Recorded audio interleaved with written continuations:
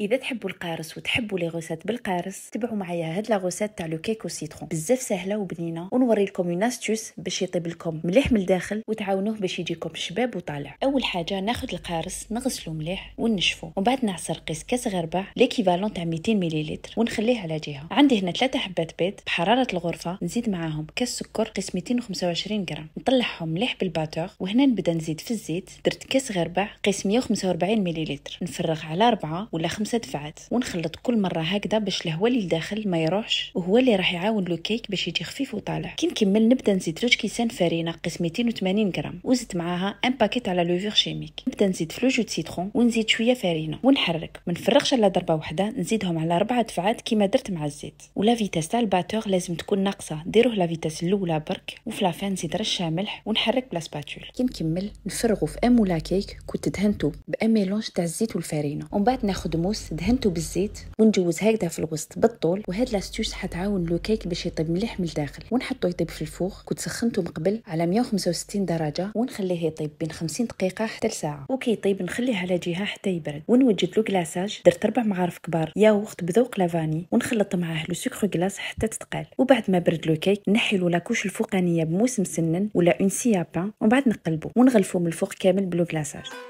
مع المرجان ديما فرحان.